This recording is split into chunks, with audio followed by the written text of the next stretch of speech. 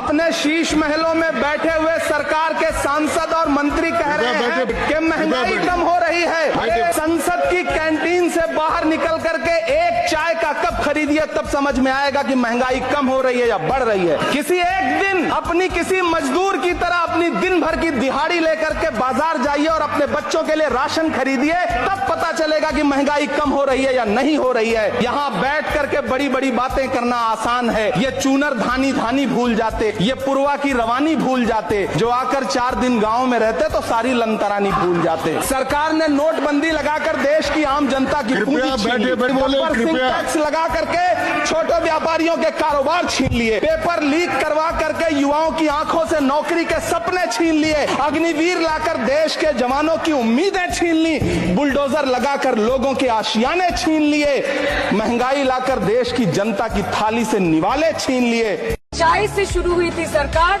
और गाय पे अटक गई और विकास की मौसी 10 साल में रास्ते में भटक गई। 2014 में जो किसान मोदी है तो मुमकिन है सोच के और अच्छे दिन के ख्वाब देख के बीजेपी को वोट दे रहा था, आज 10 साल बाद वो बोलता है कि मोदी है तो नामुमकिन है। शायद अभी वो किसान है भी नहीं। ये बोलते हैं कि गाय हमारी माता है पर माँ की रक्षा करना इन्हें नहीं आता है। आम आदमी के दूध, छाछ, लस्सी, दही, पनीर पर 5% की जीएसटी, क्रीम, कंडेंस्ड मिल्क, मक्खन, घी पर 12% की जीएसटी और अमीरों के हीरो पर सिर्फ 1.5% की जीएसटी। सरकार उनको रिलीफ नहीं देती है जो विदेश में जाके मिल्क शेक और लाते की चुस्कियां लगाते हैं। ये सरकार उनको रिलीफ नहीं देती जो आम आदमी 2 पैकेट दूध खरीदने से पहले 10 बार सोचता है। अरे उधर वाले बता इसमें बुरा क्या है, हवा के 4 झोंके अगर इधर से भी गुजर जाए।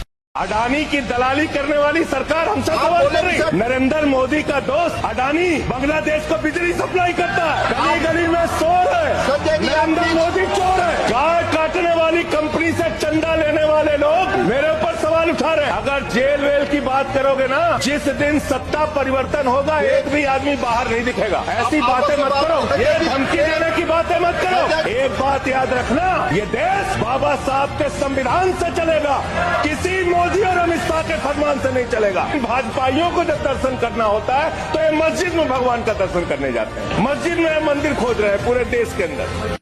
आप धज्जियां उड़ा रहे हो संविधान से। आपका मकसद क्या है? आपका मकसद तो हमें मालूम है, 2014 से हमें मालूम है आपका मकसद क्या रहा है। कभी घर वापसी, कभी लव जिहाद, कभी ट्रिपल तलाक, कभी सीएबी, कभी एनआरसी, फिर दोबारा एनआरसी, मतलब के फिर 370। आपका लक्ष्य हमें मालूम है, आपका लक्ष्य मालूम है, आपका नजरिया भी मालूम है। आप नाम से, किसी के नाम से पता करना चाहते हो, इस देश में वो रहे।